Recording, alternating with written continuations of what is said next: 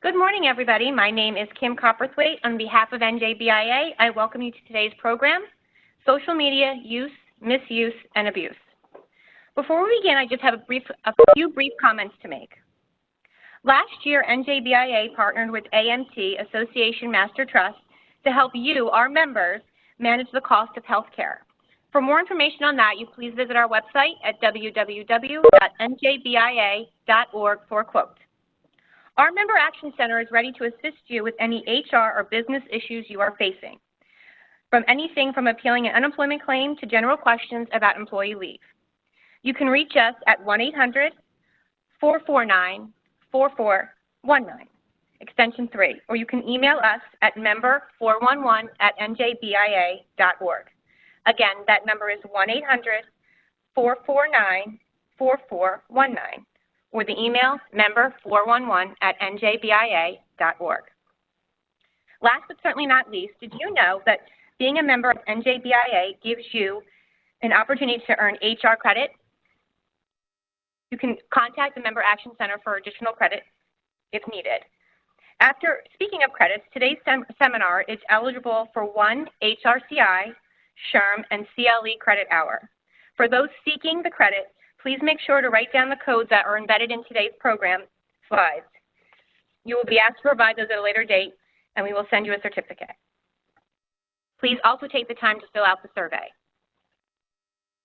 Please note that if you are listening to this archive as an archive version, you will not be eligible for the credit, nor will you receive the survey.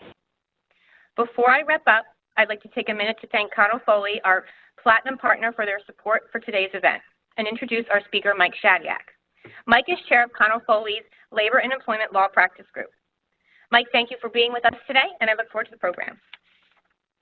Great. Thank you, Kim. Good morning, everybody. I'd like to welcome those who are here with us at NJBIA and also all of those joining us on the computer. Thank you very much for your time. I recently heard that Facebook's net worth is $500 billion. In a related story, that's the amount of money employers lose by employees looking at social media during the workday. Now, I think there's a lot of truth to that joke, but we also know there's a lot of other legal challenges and legal pitfalls for employers when their employees are engaging in the use, misuse, and abuse of social media. So Kim just mentioned that there are credits available for today's program, and there certainly are. For any lawyers that are watching the video today live, there are CLE credits, and you can obtain those credits by contacting Amy Sachs in my office at Connell Foley, and Amy's contact information is on the screen for you. If you are seeking HRCI or SHRM credits, you can contact Kim here at NJBIA, and Kim's contact information is there for you as well. There will be 2 codes. They are embedded into the program, and you'll see them as we proceed here today. You would email those codes to either Amy or to Kim as applicable. So who remembers the good old days when YouTube was looking out of a window, LinkedIn was your Rolodex, Skype picking up an old-fashioned phone, and how about Facebook, which was your address book? I think life was a lot simpler back then, but we all know that today we live in an electronic world. And some interesting stats as far as social media usage. There are 560 million users on Twitter, and every second, bang, 5,700 tweets are sent. Every second, bang. We'll talk about why that's so important. Facebook, there are 1 billion users, and LinkedIn, 240 million active users.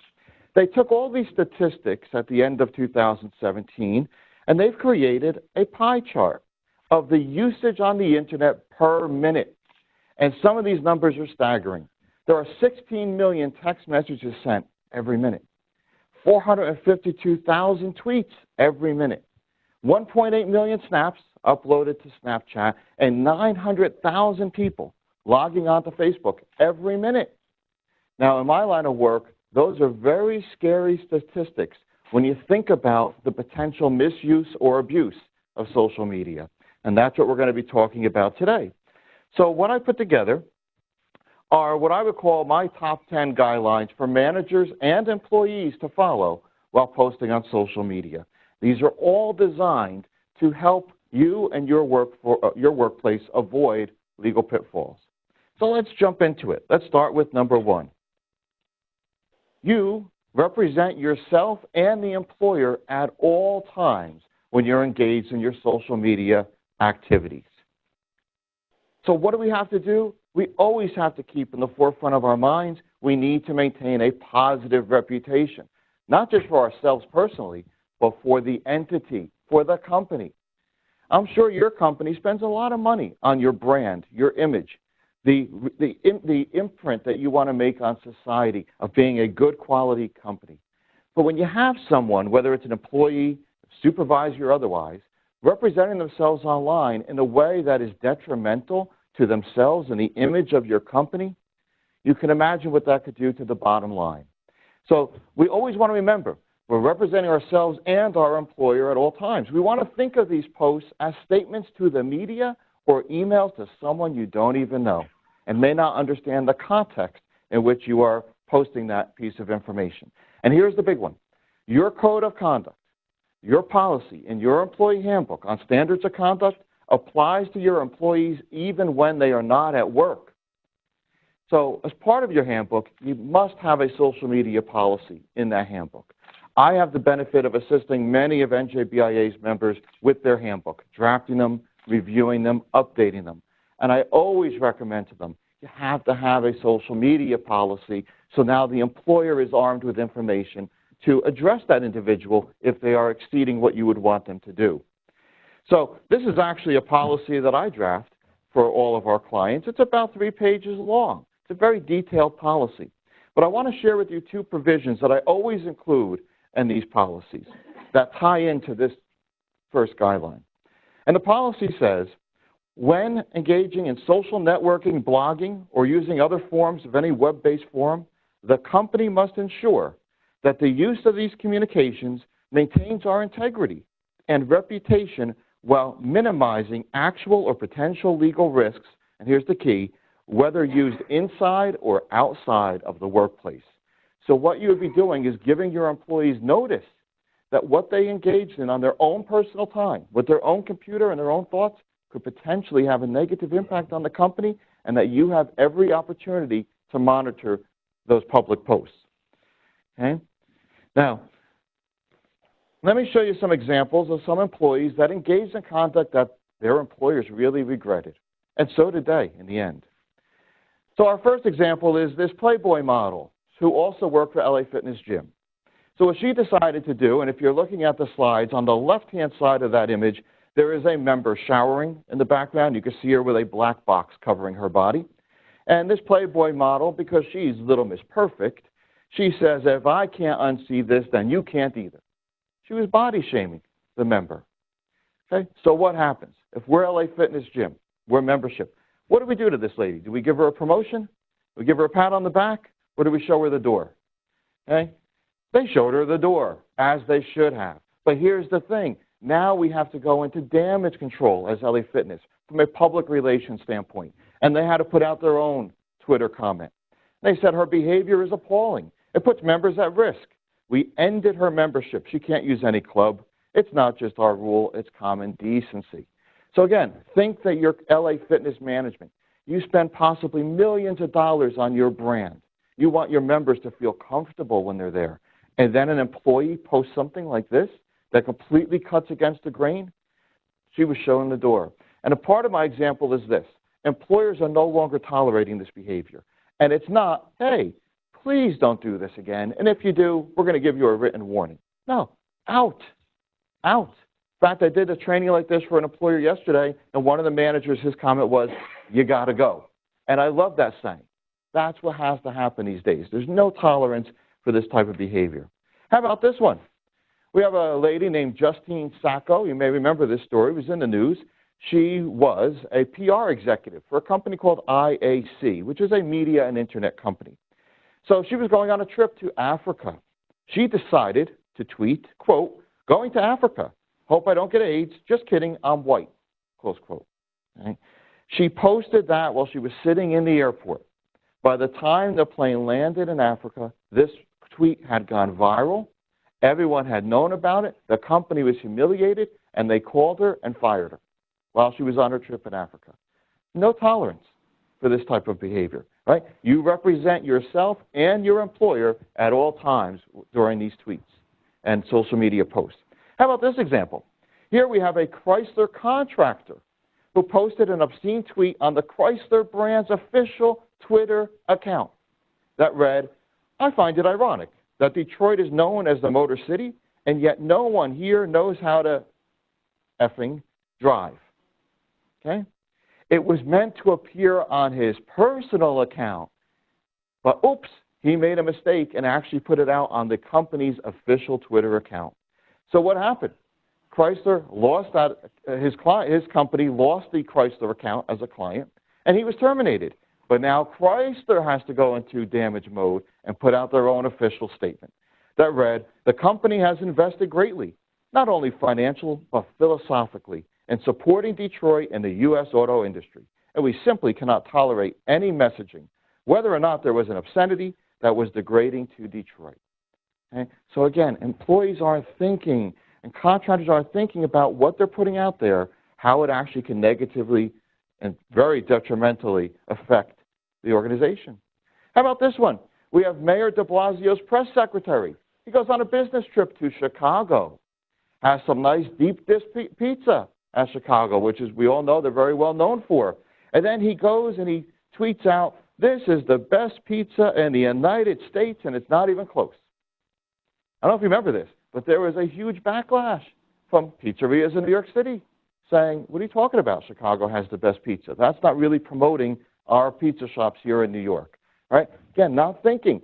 He must have thought, well, I'm here in my personal capacity, enjoying a pizza in Chicago. Let me post this so my friends see it.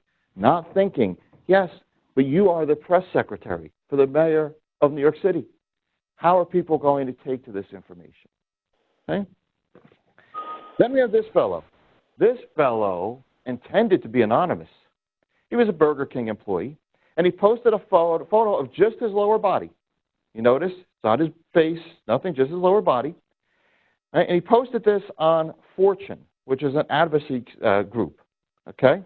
Well, some of Fortune's users were appalled by what they saw on this image, and they grabbed the GPS data included in that picture. It's called an EXIF data, E-X-I-F, because they wanted to find out, where did this guy take this picture?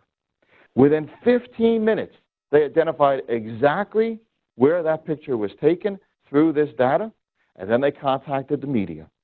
Well, what happened? The media was all over this story. They went to the store. They identified the employee. He was fired, and the manager was fired.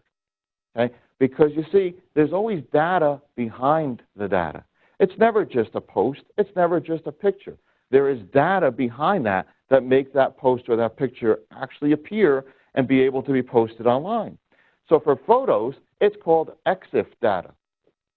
Stands for Exchangeable Image File. It's a format that is standard for storing information in digital photography, right? But not limited to the date and time the image was taken and the GPS information, so you could see where that image was taken. So I have here a slide on a company. Again, I'm not affiliated with any of these companies. I'm going to show you in the next few slides here. But it is an example of a company that provides free software. You can go on their website. You can download this free software called Metadata File Analyzer. And once you have the software, you have the picture from the internet that you want to learn more about, you drag it into the software, place it, and it shows you all the data behind the data, which is called metadata. Okay? Anyone can do this. Anyone can download that information. You don't have to be an expert. How about this company? It's called X1 Social Discovery. Again, I have no affiliation with them, but the reason I'm showing you this is they specialize in actually what they call map-it geolocation. So they are able to put up a map, and they can show exactly on a map where that individual was when that post went onto social media. They can track it right down to the physical address. Very useful tool for the police, for lawyers, even for an employer to track down this information. Another company called Page Vault. I mentioned metadata. This is a company that goes online, captures that metadata, and then provides the employer with a report showing things like this that you see on the screen. Okay? The document title, the date that it was loaded, the date that it was captured, the length of it, what software was used, but most importantly, if you look at the fourth bullet point, the captured IP site. Right? So every internet site has an IP address. Now what do? They give us the IP address. What do you do once you have the IP address? You can go to another website that is called www.whois.com/whois. And you see that search box? What you do is you put the IP address in there, and it will provide the contact information for the person or company that that IP address is registered to. So now you not only have the IP address, but you can go exactly to and learn who was the individual or the company that posted that online. So think how valuable of information that is. If someone is posting something about your company, you can identify exactly who they are through these search tools. And these search tools are what lawyers use all the time. The technology assists the lawyers to preserve and display all the available metadata. Why? Because we're forever in court, we need to be able to authenticate the post, meaning who sent it, when they sent it. So one way of doing that is by way of a deposition. You bring the person in that you think posted this information, and you depose them under oath. That's one way. Another way is to use these tools that I just discussed that then arm the lawyer with the information to go before the court to be able to authenticate all of this social media information. Very powerful tools, okay? Because I'll tell you, if there's any lawsuit, most likely what both lawyers are doing on either side of that lawsuit is they are going on social media to see what's out there, the public spaces. It's a treasure trove of information. Okay? So always be careful what we're posting out there and what the employer and the lawyers have access to. Guideline 2, be respectful of your coworkers at all times. Now, given recent news events, we are all very aware, because it's heightened our awareness of hostile work environment issues and the importance of employers conducting workplace harassment prevention training. That's actually a program that I regularly conduct for all of our clients, do it maybe 100, 200 times a year. And during that training, I always inform the employees and the supervisors of this. There's a hidden liability that most supervisors don't realize, which is what's called personal liability. You see, under federal law, which is Title VII, if there is ever a hostile work environment at an organization, only the employer, the entity, can be sued. Under New Jersey law, not just the entity, but a supervisor can be sued in their personal, their individual capacity, called personal liability, typically for aiding and abetting. So what does that mean? Well, aiding and abetting takes two forms. There's an active form, as I described on the screen, and a passive form. It's usually the passive form that we see in the lawsuits. What does that mean? That means an employee comes to the supervisor and reports the inappropriate behavior. And the supervisor does nothing about it. Doesn't go to HR, doesn't address it, just does nothing. Or maybe even honors the employee who's reporting this, their request, please, I don't want to get the person in trouble, so please don't do anything with this. And the supervisor honors that request. That is how most supervisors get named as a defendant. And it's all this passive form of aiding and abetting liability. So you say, well, why are you bringing this up, Mike? Well, it's very important in the context of social media as well. Because if we're putting out posts, that could be the evidence that's used in the lawsuit, the social media posts. And you say, well, who's really a supervisor? How do you define supervisor? It's a very broad definition under New Jersey law. And the key is, it's someone who's either authorized to undertake tangible employment decisions, like hiring and firing, or authorized by the employer to direct another worker's day-to-day activities. Pretty broad definition. Okay, so if you think about it, you may have people in your organization that you may not think as their title of being a supervisor. But if they do have control over someone else's day-to-day work activities, under this law, they're a supervisor. So we have to be very, very careful. Because how is a hostile work environment proven in court? Okay, even if someone's not at work? Well, if the conduct is unwelcomed to the person who's subjected to it, if it's of a sexual nature or otherwise about their protected classification, which we'll get into, it's severe or pervasive, it unreasonably interferes with the person's work, and creates an objectively intimidating, hostile, or offensive working environment. So I mentioned the phrase protected class. And some of you may be saying, what's a protected class? These are all the protected classes. Now, I often bring this slide up when I do the workplace harassment prevention training at the employer's place of business, and I always get the same reaction. Someone in the room will say, it seems like everybody and everything. And that's true. Everyone in your organization is in at least three protected classifications, right? Let's take a look at them. Gender, okay? If anyone's a male or a female in your workplace, that's a protected class, gender. How about race? Everyone in your organization has a race, no matter what it is. How about religion? Everyone in your organization either has a religion or they have no religion, all of which is a protected class. So if the comments that are being made on any social media post are about any of these things, and it's harassing or discriminatory, okay, that can result in a hostile work environment, even though it's being done off-site, off-premises, by way of their own social media profile and activity. So when I do the training, I always bring up this slide. One of the ways a hostile work environment arises is in the written form. Email, text message, social networking. Just a minute on email. Email can be the kiss of death because no email is ever deleted. Okay, we hit delete on the keyboard, it goes to another part of the hard drive and it stays there. It doesn't go poof into cyberspace. So in these situations, what the employer will do is bring in what's called a computer forensic expert, highly trained and specialized, that will come in and retrieve all that information even though it was quote unquote deleted.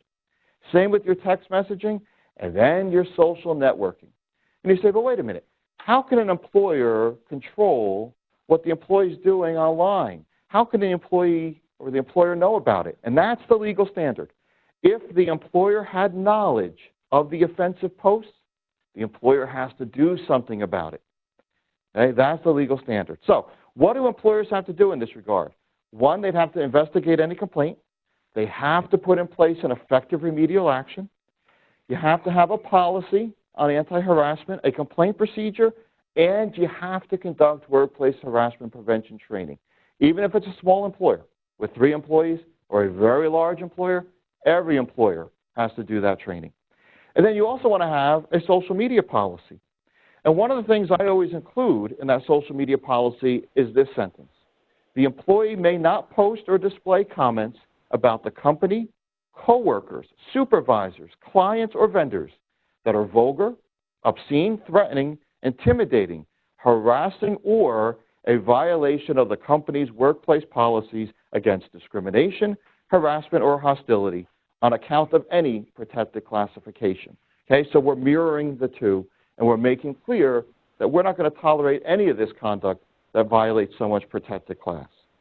Again, these are now going to be the policies that you can utilize if you need to discipline the employee for engaging in inappropriate social media behavior. So here's a young man that certainly learned that the hard way. He was a Polaris Marketing Group employee. He decided one day to take a selfie. And in the background, you see that picture there, was a little boy of his coworker. He then, for whatever reason, jumped on Facebook and he posted racially charged comments about that little boy. Out you go. Okay? There is no, please don't think better next time. Gone. I'm sure that violated that company's policy, and out he went. Now this fellow, who allegedly superimposed the face of former coworkers on photos of naked bodies, and then he throws that on Facebook, Instagram. Here's the key. It wasn't just potential civil liability. He also allegedly committed a crime.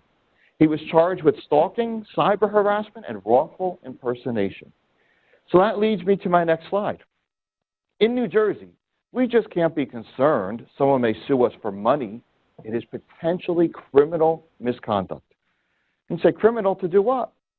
Well, according to New Jersey law, it's criminal to use an electronic or social networking site or electronic device to harass someone, to send, post, comment, or suggest any lewd, indecent, or obscene material that is to or about that person with the intent, because it's a crime, you need intent, of causing that person harm.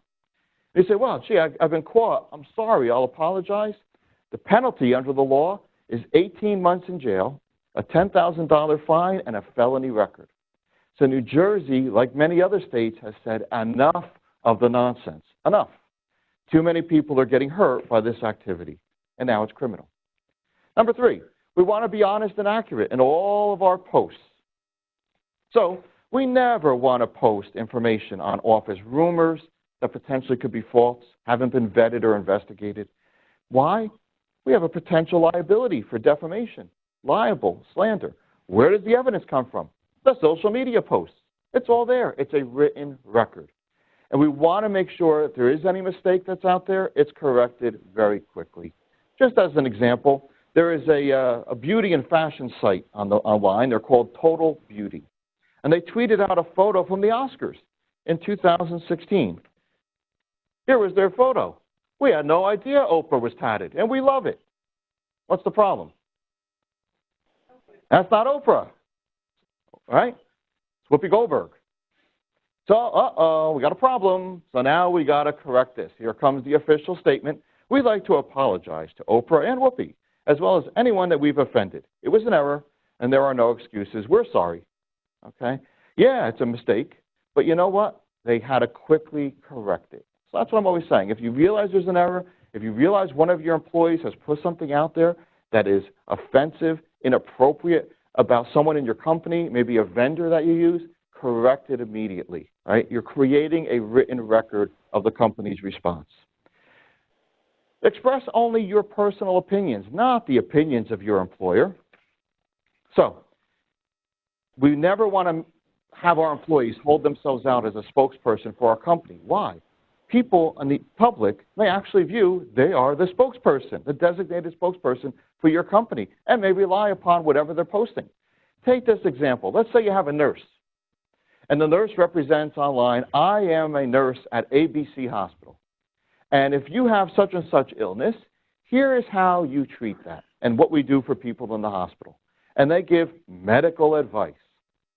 And the people who read this follow the advice, maybe incorrectly, maybe correctly, and they get either more sick or they die. Who do you think is going to face liability there? It's going to come back to the hospital because she held herself out as a nurse at that hospital and they relied upon her professional opinion. So we always want to make sure in your social media policy you want to have a requirement that they include disclaimer language. That if they're going to go online and hold themselves out as a member of your organization, they have to include in that post a form of disclaimer. That's going to explain, hey, look, these are my personal views, not the views of the company, and none of this has been reviewed or adopted by the company. Now you may say, that's nice, Mike, that's legal mumbo-jumbo. No one's going to really do that. I hear that all the time from clients. And my response is, the employee then does that at their own risk. If you as the employer find out that your employees are posting things online, representing themselves as a representative of your organization and not including that disclaimer, if you require it, there's potential discipline there, maybe even termination, depending upon the issue. Okay? So it's there to help the employer control this type of behavior and have certain parameters in place. So here's an example. There's a gentleman who maintains this thing called the Concussion blog. So he puts the disclaimer. The opinions expressed by the author do not generally reflect the opinions of his employer, peers, NATA, IATA, or other sanctioning bodies. All information and photos are brought to you via the blog is for the intent and education, communication of concussions. Then he says, if number one was not clear enough, this is my exact employer suggested disclaimer. And I love that. He sets it forth, right? So I like that example. It's cute. I think he went out of his way to make that clear, but that's what you want your employees to do. Okay? Have that disclaimer language embedded in your social media policy so they know what you want them to include. Number 5, we never want to post our employers or our clients' confidential business information. So we never want the employee to post a trade secret, internal reports, business-related or confidential business communications, client information, etc. You say, well, Mike, how do we control that? A couple ways. One, in your handbook, you should have a confidential information policy that explains what your expectations are, what type of information by category you deem to be your confidential business information. You may even want to give them a standalone non-disclosure agreement. We refer to them as NDAs, non-disclosure agreement. Okay? You want to make sure that's in there. And in your social media policy, you want to bring in this concept of confidentiality. So, for example, in my policy here, I always include a couple things. Employees may not disclose any proprietary information about the company, including job files, computerized databases, client information, policies, business plans, strategies, marketing plans and materials, financial information, records regarding the company and its business and operations. Okay? So you make sure that that information is in there. I also include another one, because I'm often asked about photographs. Can employees take a photograph of business information or employees at work and share it online? So I include this language. Other than with prior authorization and solely for a business purpose, employees are prohibited from posting on personal blogs or social networking sites photographs of other employees that would, and here's the key, disclose proprietary business information. You see, and we're going to talk about it in a minute, the employees do have a right under the law to post maybe an unsafe working condition, a tripping hazard, things of that nature. They are allowed to do that, but they cannot disclose your confidential business information. So you want to make sure that wording is tailored very clearly in your policy. Here's another tip I can give all employers. It's the last point on my slide here, number 34. It's about the federal law called the Defend Trade Secrets Act. What is that? That went into effect in May of 2016. So if you are an employer in New Jersey and you wanted to, let's say, sue an employee or a former employee for disclosing your confidential business information, prior to 2016, you would have to bring that lawsuit in a New Jersey state court. That's fine. But the thing is, every state's law is a little bit different, right? So gauging what's allowed, what's not allowed is one thing. So now there's a new federal law where you can actually go in and sue that employee in federal court under this law. And you say, well, that's great, Mike. What's the difference? There's enhanced damages. You can get punitive damages and your attorney's fees paid. But here's the catch. You have to include disclaimer language in your confidentiality policy or agreement. And I gave you some sample language. This is something that I came up with. It's just for your review, your consideration. But what this would be, if you put this in your handbook or in your non-disclosure agreement, okay, and you go into federal court to sue that employee and you have this language in place, you can seek those enhanced legal damages. Okay? So here are a few employees who learned the hard way. There was a gentleman named Ethan Haskell. He worked for DraftKings, which is a fantasy football sports website. He posted the percentage of fans who had chosen certain NFL players in their lineups that was submitted to the DraftKings Millionaire Maker contest. Well, this actually led to a full-blown investigation into insider trading, restrictions on the employees playing in fantasy leagues and on other sites, and actually led to the demise of this organization. How about this? Anyone watch Glee, the TV show Glee? They had an extra on that show who tweeted spoilers about the upcoming prom episode at the time, and her boss responded to her, and he said, "Who are you to spoil something talented people have spent months to create? I hope you're qualified to do something besides work and entertainment." Okay? She disclosed confidential business information. And how about this one? Have any of you ever had a lawsuit against your company and you resolved it? And in the settlement agreement, you made sure that your lawyer built in a confidentiality provision so that that employee that you just settled with cannot talk about the agreement, cannot talk about the underlying facts, right? Because we don't want others to learn about this. You want to keep that business arrangement confidential. Great. But do you make sure and talk to the lawyer about, hey, make sure this also applies to family members? Or if they disclose the terms to a family member of theirs, they have to tell the family member it has to be kept confidential? So We have another example. We had a former headmaster of a Florida prep school who had a lawsuit against his former employer. The matter was settled, and the settlement agreement contained a confidentiality provision. The daughter, his daughter, posted the following on Facebook. Mama and Papa Snay won the case against Gulliver. Gulliver is now officially paying for my vacation to Europe this summer. What do you think happened? Okay, the employer ran into court, got the agreement nullified because she breached the confidentiality provision, and the plaintiff who had received the settlement money had to pay it all back. Okay? You got to make sure that in your agreements, it's not just directly related to control that plaintiff, but also family members as well. And that they're not just allowed to talk verbally, it should also not be in any social media post that they put out there. Now, I know we do have a few lawyers registered for today to get credit, and I appreciate you joining us. A couple things for lawyers here. There is a Rule Professional Conduct 1.6F that says a lawyer shall make reasonable efforts to prevent the inadvertent or unauthorized disclosure of or unauthorized access to information relating to the representation of a client.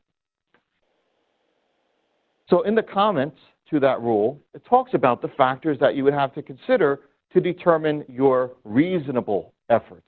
And they include the sensitivity of the information, the likelihood of disclosure if additional safeguards were not employed, the cost of adding additional safeguards, the difficulty of implementing safeguards, and the extent to which safeguards adversely affect the lawyer's ability to represent the client. So why do I bring this up? You got to make certain, for all lawyers out there, if you're going to go on LinkedIn, you're going to go on Facebook, and you want to post about some great success you just had, trial result, a deal, business deal you just negotiated, maybe there's going to be a big closing you're working on, commercial, and you put that out there before that information becomes public, that could be a potential violation of this rule. So we always want to think through in advance, is this something that's confidential and I should not be sharing about my client's information? First verification code, 1136. The first verification code is 1136.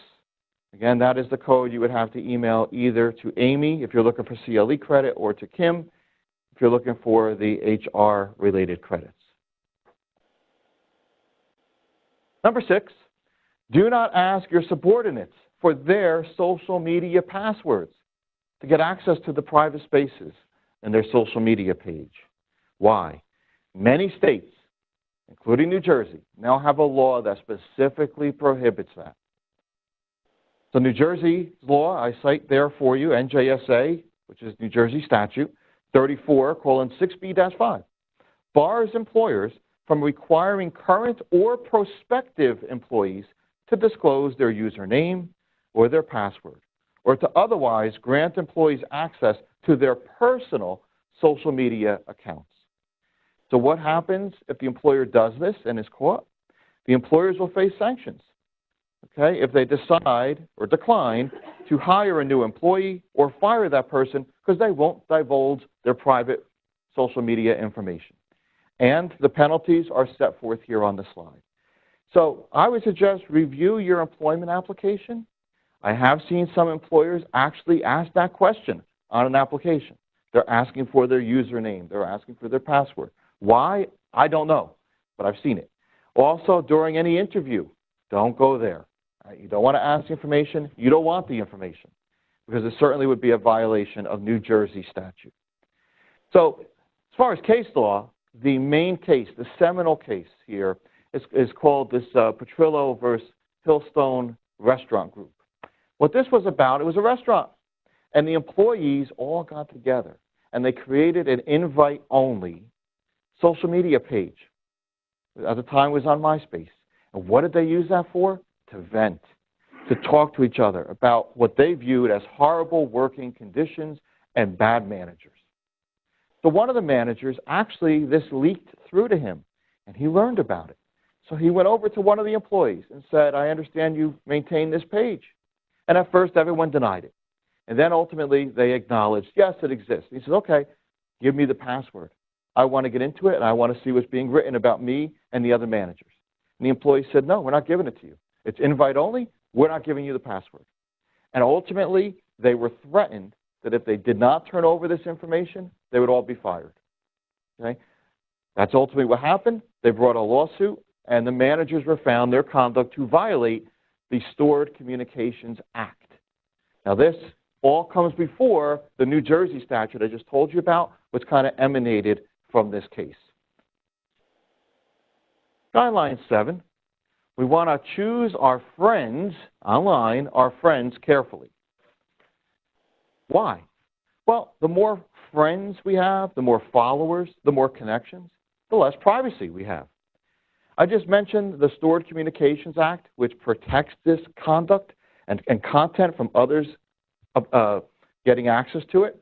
Well, there is something called an authorized user exception. So if there's access to the communication was authorized because you're their friend by a user of that service with respect to a communication intended for that user, it's fair game. There's no violation of the statute. You have no interest or privacy interest in that. So we've got to be careful to who we're friending because others can get the information that we never intended them to find it. This guy learned the hard way. Here we have a Taco Bell employee who decided he was going to take this picture and he was going to share it with his friends online. Well, who do you think found out about this information? Because he put it out there. Who's connected to who in the online world? Management found out. And what happens to this guy? All right? Just got the call. I'm fired. And then he puts that on Snapchat. Okay? I guess he's proud of himself. So let me ask you, at your place of business, if you saw this fellow come to your door now looking for a job, you going to take him on? Right? Shows poor judgment at best. He had no idea and no care in the world for the reputation or brand of Taco Bell and the store that he worked for and how it probably really had a detrimental impact on that organization. Right? But he allowed it out there because he had a lot of contacts and this information found its way to the people who needed to know about it. How about this fellow? Let's say you don't work as a manager or HR professional or owner of your organization. Let's say that we all here work for a fast food restaurant. Would you agree with me? It would be a great idea if we all got naked and made a bubble bath in the industrial sink and we filmed it and put it online. Well, this is what this gentleman who calls himself Mr. Unstable did. All right? He took a nice video of himself taking a nice bath in the industrial sink of this Burger King in Ohio. Right? He even mocks the sanitizing solution that they use in the store. Now, who took the video? One of the coworkers. And she's laughing and giggling through the whole thing. Who happened to be in the store at the time? The store manager. So, boom, out you go, Mr. Unstable. Right? Again, we're not going to say, please don't do this again. Out you go. So I ask you, if you worked for Burger King corporate offices, and Burger King, let's just say, spends millions of dollars on its public relations, its brand, its imaging, its welcoming of customers, and this gets out there, are you going to be too happy with the employee? Okay? But this stuff goes on, and the more friends the employees have, the more people who have access to it. Do any of you have employees that maybe took a sick day, but you didn't believe they were sick? Has that ever happened to anybody?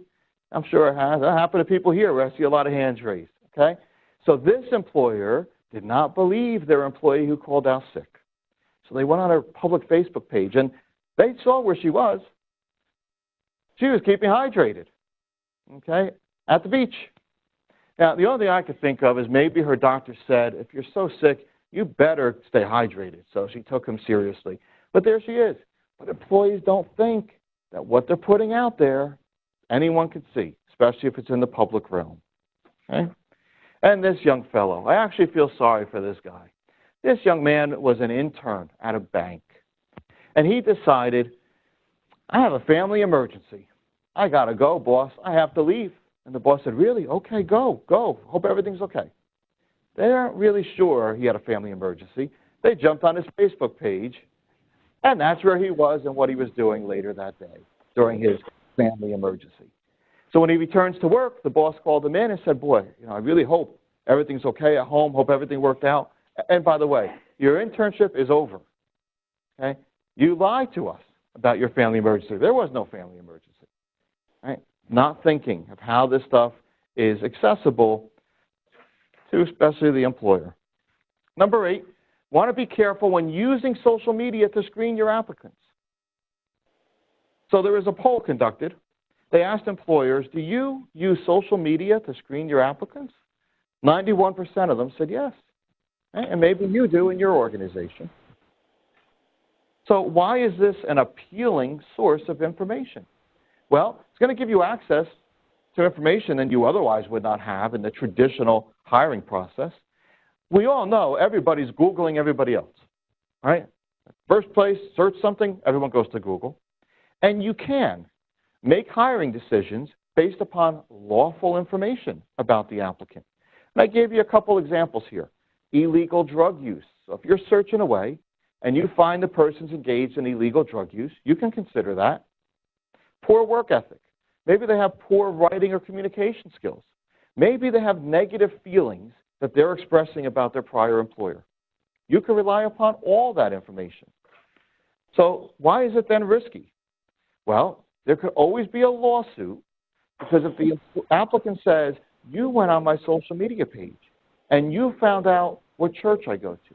You found out that I'm actually handicapped. You found out that I'm in my 70s. And because of that, you didn't hire me. And that would be the evidence in the lawsuit if it could be proven. Because I always say you can't unring that bell. If the managing person saw that information and potentially even subconsciously used it against that person, right, that's all going to come out during discovery and during depositions if there was a lawsuit. So we cannot require our prospective employers to turn over their login information, and we never want to look for anything online that can reveal if they're in any protected class.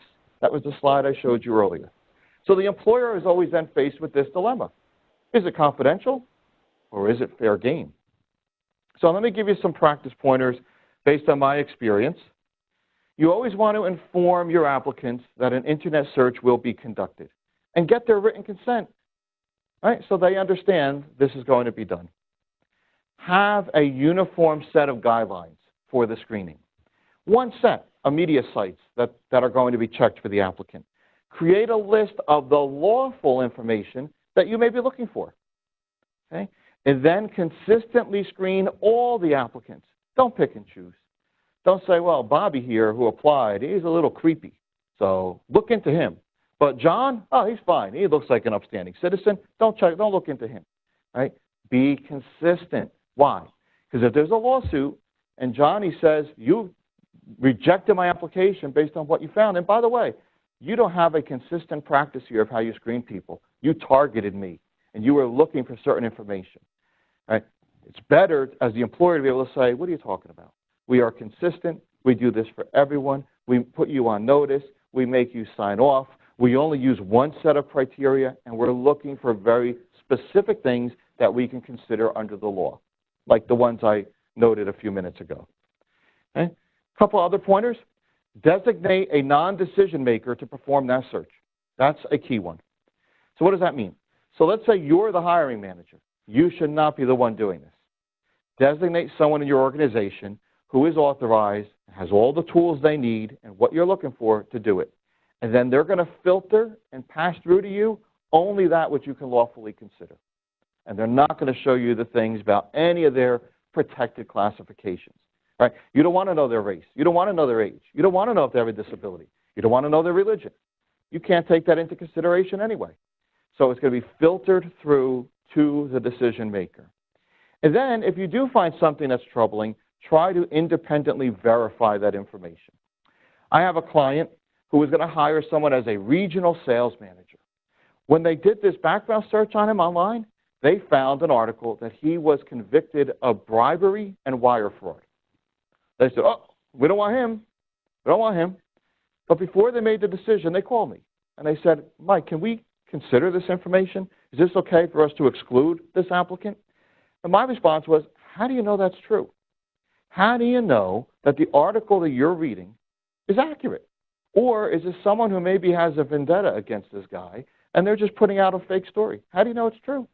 But something like that is easy enough to find out. Let's get the court records, right? So we found out, we got the court records, and we were able to independently verify that information, and then they were able to exclude the fellow. Okay? Number 9, think carefully before recommending or endorsing a subordinate or coworker on, let's say, LinkedIn. I know that's very common. There's actually a specific section on LinkedIn as a professional networking site to say, would you like to endorse your coworker? Would you like to write something nice about them? I understand as human beings, it's nice to do. I understand if you're the boss, you want your employees to look good online. You want to give them a favorable recommendation. It shows you hire good people and you have good people working for your company. But I would resist the temptation because although you think you're doing them a favor, that recommendation could potentially come back to haunt the company if, let's say, you then fire them for poor performance. And you just went on LinkedIn to say, this is the greatest employee since sliced bread that we've ever had here. They are tremendous. And then 2 months later, you fire them for poor performance. Okay? All those posts are going to become evidence. And now you're going to be faced with some lawyer asking the question, so when were you being truthful? When you put the post up or when you fired them for poor performance? Or put another way, when were you lying? Right? We never want to be in that situation. So I actually gave you a little example here of a situation where someone was given a very favorable online evaluation and then shortly thereafter was fired. And he relied upon this guy Michael, to show I was really that bad, yet they're giving me a glowing review just a month earlier online. So got to think about that to avoid those type of admissions.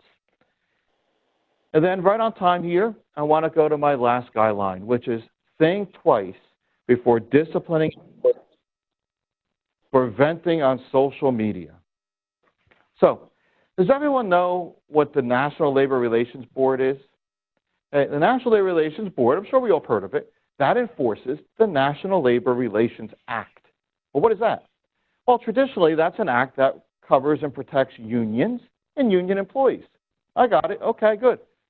Well, there's Section 7 of the Act that extends beyond just unionized workers. It protects every worker in the country.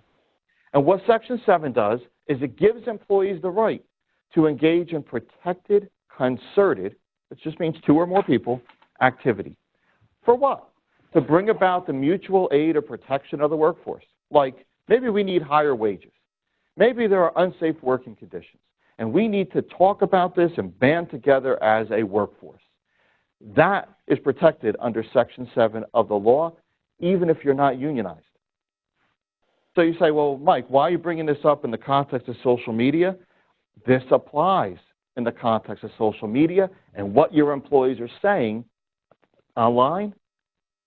I want to give you the next verification code. Verification code number 2, 7078. Verification code number 2 is 7078. Please email that to either Amy in my office or Kim at NJBIA as applicable to receive your credit. So let me show you a recent decision here applying the concept of protected concerted activity. There was an employee of Chipotle Mexican Grill who posted a negative comment about the company on Twitter. One comment concerned Chipotle's employees working on snow days when public transportation and other businesses were closed. And the other comment discussed the rate of pay that their employees received. The employee indicated that Chipotle charged $2 extra for guacamole, unlike its competitor. In response to a customer who had tweeted, quote, "Free Chipotle is the best, thanks," the employee tweeted, "Nothing is free, only cheap labor. Crew members only make $8.50 an hour. How much is that steak bowl, really?" Then the employee replied to another customer's tweet about the guacamole and posted, quote, "It's extra, not like Qdoba. Enjoy that extra $2. Okay. Well, what happened?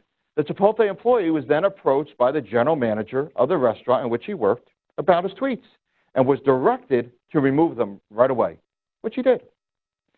The employee's employment, though, was then terminated. For what?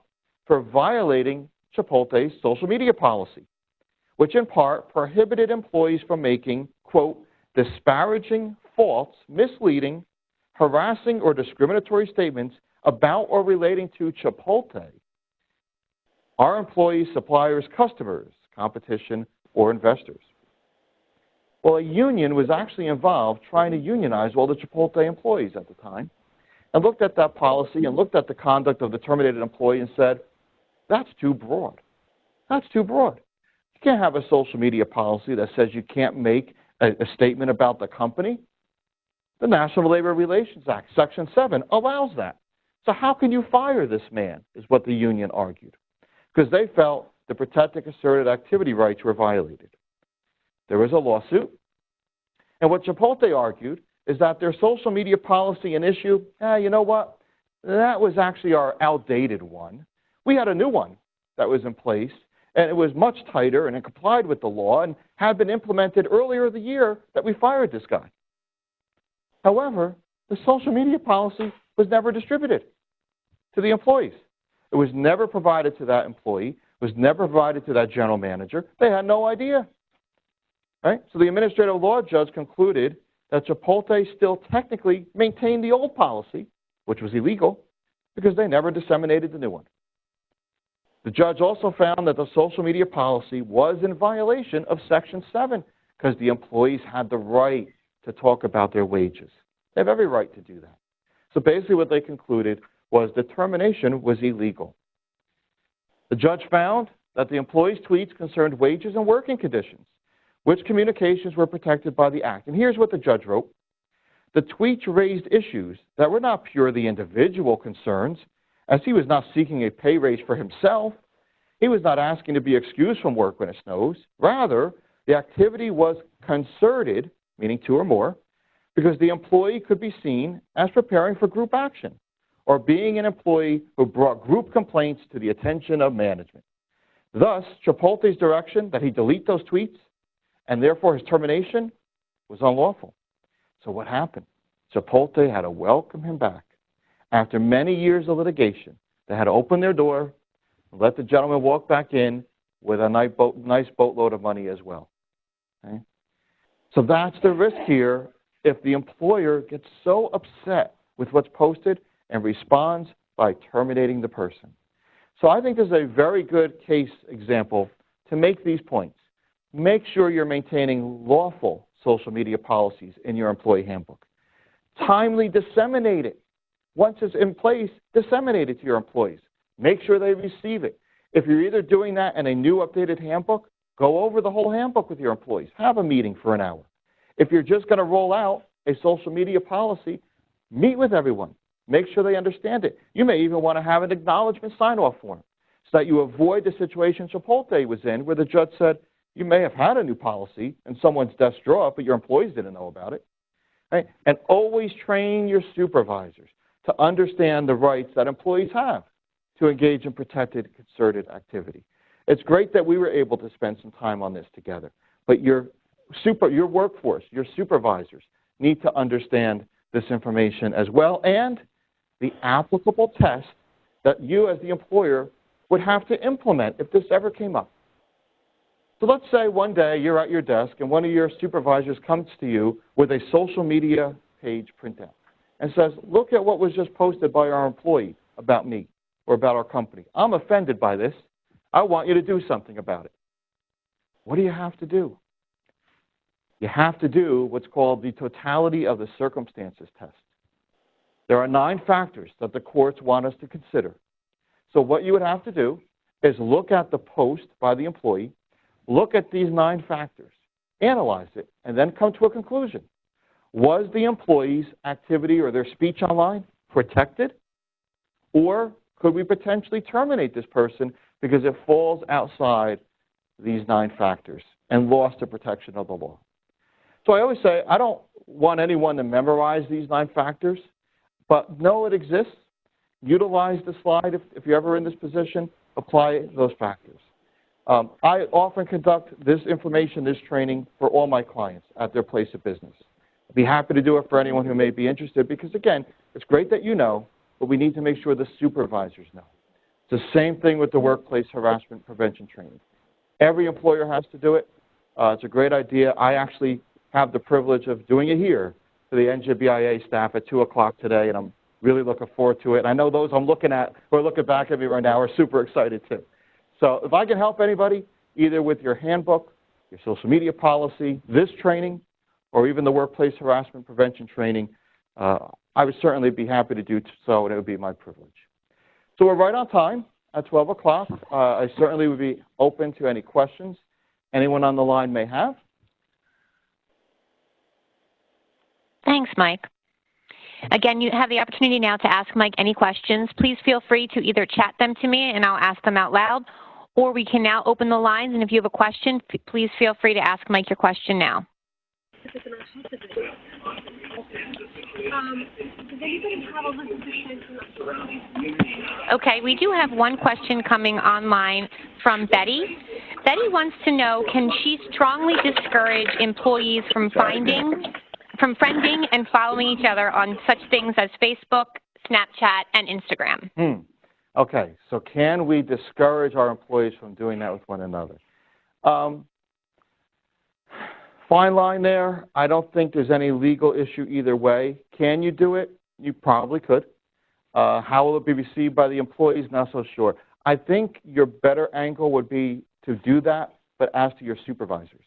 You can strongly suggest to your supervisors not to friend, not to engage your coworkers, their subordinates on social media. I think it's a little harder to do that at the non-supervisory level. But certainly no law either way that's going to preclude you from doing that. Thanks. We also had another question come in that you had shown your slide of the lady at the beach with the keg. Her sick day. Her sick day. Is there anything that an employer can do when they see those things? What if another employee goes and reports it to the HR? How does that all unfold? Yeah, no, great question. And that's actually how we learned of that information. Anyone can come forward with this information. Most of the time, it's not necessarily the employer taking the time to scroll the internet all day long to find these things. It's often either the supervisor or a coworker coming forward and complaining. So, for example, how is it that you gave her the day off to go to the beach? When I asked for a day off, you didn't give it to me. And then the employer says, what are you talking about? Well, it's out there on her Facebook page. And they come in and show it to you. So that's how these things come up. It's often not the employer taking time out of their busy schedule to find it. But if this stuff comes to your attention, right, and it was something that was in the public domain, you can absolutely consider it. Right? You're not going into their private pages. You're not asking for the personal username or passwords. But if it's in the public domain, so for example, you could check it out. If the employee comes and says, look, I just printed this off. Here she is at the beach on her sick day. You know, you can jump on their Facebook page, and if it's public and there's free access, you can see it yourself. I always would suggest pull it down, copy it, then and there, because once the employee learns that you know, guess what's going to happen? Boop, it's going to be taken down, right? So as soon as you see it, print it off, maybe make a little note on the date and time that you saw this online. Great, thank you. I think that's all the questions that we have coming on line right now. This is all on the inside. You're doing this for the company.